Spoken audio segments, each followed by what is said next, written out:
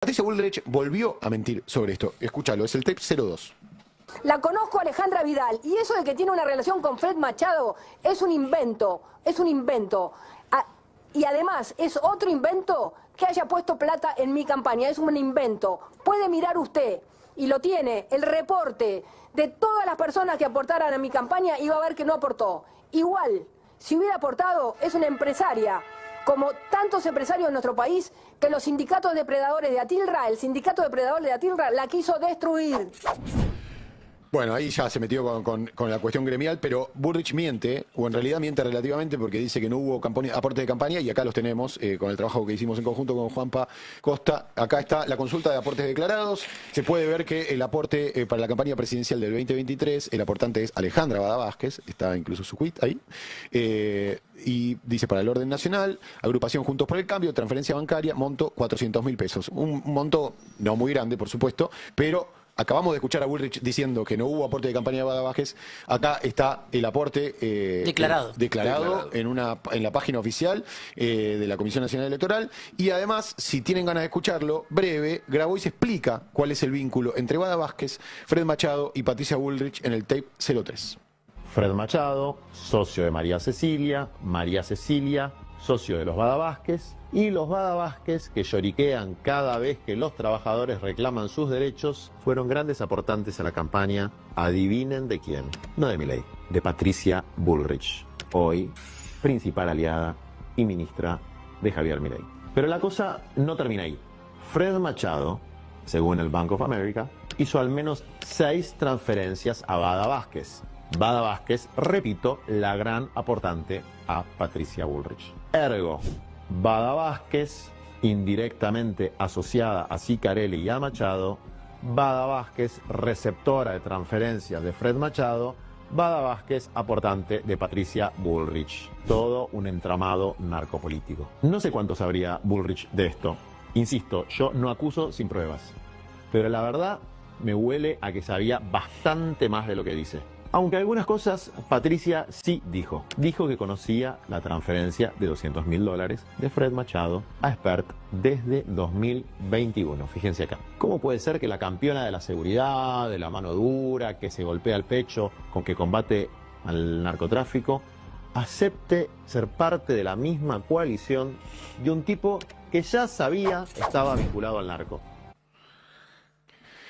Bueno, está claro, ¿no? Sí. Es interesante porque ya, incluso si uno sacara la parte narco de la ecuación, hacer un aporte de campaña y luego recibir un trato diferenciado por parte de un funcionario está mal y es ilegal. Porque claramente Bullrich se interesó particularmente por el caso de Lácteos Vidal en más de una ocasión y eso es público. Y ahí lo que parece haber es un toma y daca entre aporte de campaña y que cuando yo tengo un quilombo con mis laburantes vos mandes a la policía a resolverlo. Mandás a la policía y mandás a una mula dialéctica que es Florencia Arieto. No hables así de las mulas, te voy a pedir, por favor. Sí, es verdad, le pido disculpas al colectivo. Pero además de eso, si se suma el componente del financiamiento narco, estamos hablando de un escándalo grave del cual, como vemos, Bullrich, aun cuando tiene la oportunidad de dar algún tipo de explicación, decide mentir. Sí, lo que estamos viendo es básicamente una sistematización de la influencia narco en la vida política de un país, sí, claro.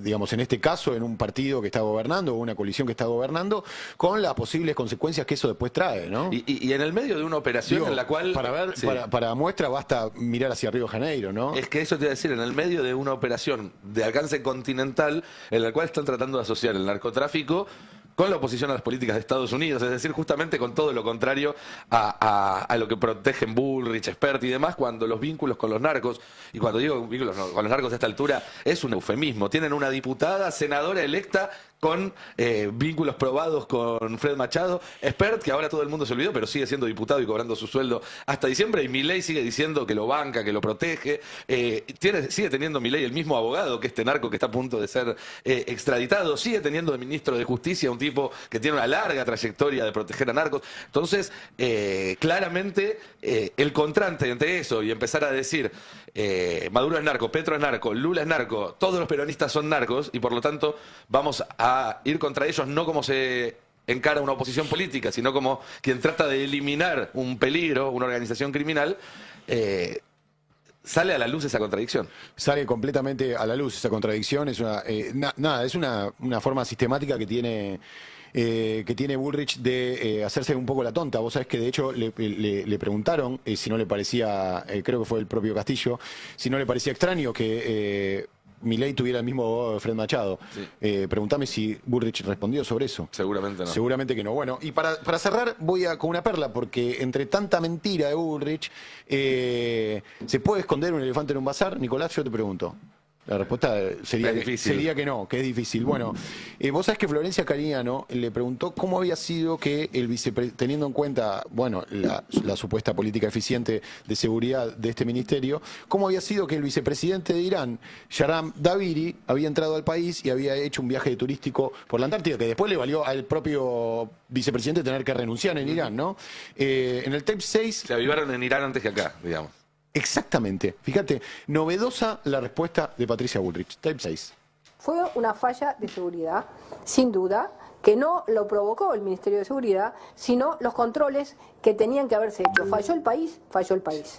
Por supuesto, se lo digo, se lo reconozco y soy capaz de reconocérselo, y a partir de ahí generamos cambios respecto a los modelos de control. Porque nos damos cuenta que si no tiene, digamos, una circular roja de Interpol, pasa los filtros y esto era fácilmente detectable en Google, ¿no es cierto? Con lo cual tuvimos una falla de seguridad. Se lo acepto, y esa falla de seguridad es grave. Por eso cambiamos un montón de protocolos respecto a cómo hacemos con aquellos países con los que tenemos, como hacemos nosotros en la frontera. Nosotros en las fronteras tenemos un control estricto de las personas de países observados. Ahora, ¿qué quiere que haga? Bueno. No fue el Ministerio de Seguridad, fue el país. Falló el país. Ovejuna, exactamente. Falló. Cuando se manda una cagada, el problema no es del país.